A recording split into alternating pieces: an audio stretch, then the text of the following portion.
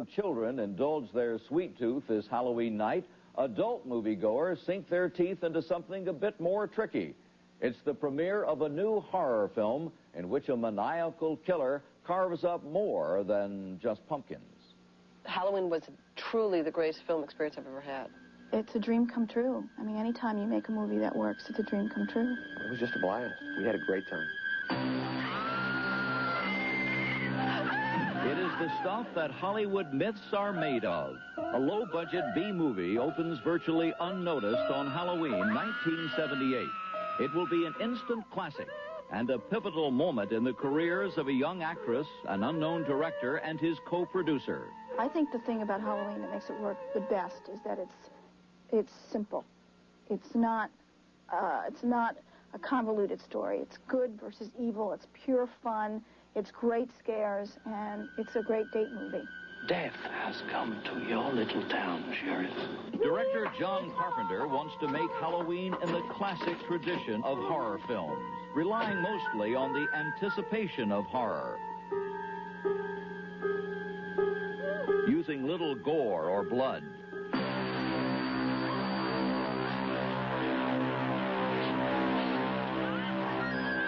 He has only the barest outline of a story, babysitters who are murdered, and only the barest bottom line of a budget, $300,000.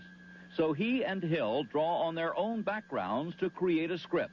In 1953, when I was a little kid, I saw this picture called It Came from Outer Space. It was in 3D. In the beginning of the picture, this meteor comes streaking down out of the sky, comes right into the camera and blows up. Now, when I saw that when I was a little kid, I jumped up screaming and ran to the back of the theater. I had no idea what was going on. I didn't know 3D from anything. And then I thought, hey, I want to do that to an audience someday. I want to do that. John and I both sort of come from the same reference of films. Is that you, Doctor? I just loved those 50s films. And I would be babysitting or I'd be home alone, and I would sit with my back against a wall with a knife because I was scared.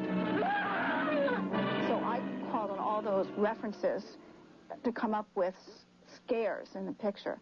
To play Laurie, the young, innocent heroine of the story, and with no money to pay a star, Hill and Carpenter search for unknowns who want work. One young actress is determined to get the job.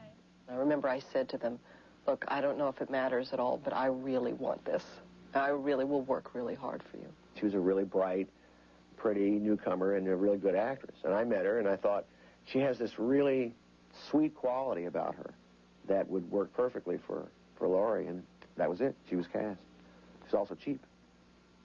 We made the decision, and we ended up calling her on the phone together, and she came over. She was so excited. I mean, I felt like we were like mom and dad giving her her big breakthrough. I'll kill you if this is a joke. Carpenter only has enough money to shoot for 20 days. It is to be a group effort. This was truly guerrilla filmmaking. I think the average age was something like 28 years old. Everybody were these young filmmakers, sort of just banding together to make this movie for no money. One of the things that we couldn't afford were like fall leaves and pumpkins. You know, of course, we shot this sort of out of Halloween season. So we kept recycling our pumpkins, and we rented like this big bag of fall leaves, and we would like toss them in front of the camera as the camera moved, and that sort of gave us a feeling of fall. To heighten the suspense, Carpenter decides to use a technique called point of view, making the camera the eye of the character. He gets the effect he wants. The issue is to totally surprise them, to totally make them jump and scream in their seats. So utilizing the point of view camera, first of all, and then using the technique where you'll have a close-up of someone, like Jamie Lee Curtis in the end, she thinks she stabbed him. In the background, you see him sit up, and he's out of focus. The audience sees it, the character doesn't see it. The audience says, when you turn around and look, he's right behind you.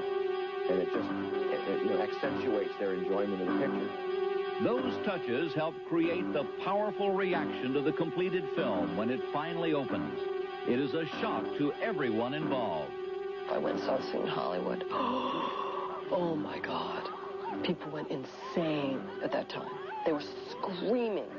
I mean, screaming at the screen.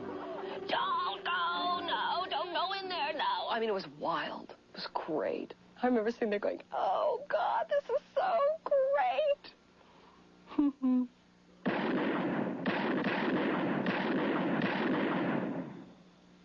When I think about Halloween, I think about kind of the last few days of being young, right before, I think, my career, and I think probably Deborah and Jamie's and everybody's, took a turn into being professional. It was a real turning point for all of us. I think back on it with extremely fond memories. I wish all movies would be that easy to make.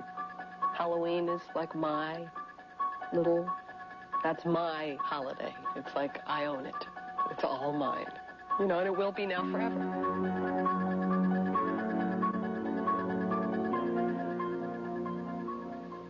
Instead of giving audiences the chills, Jamie Lee Curtis turned her attention to looking for laughs. She has co-starred in the television comedy series Anything But Love. John Carpenter is preparing to direct a film called Memoirs of an Invisible Man. Deborah Hill now runs her own production company. Halloween grossed more than $70 million and became the most successful independent feature film in history. There have been 5 sequels.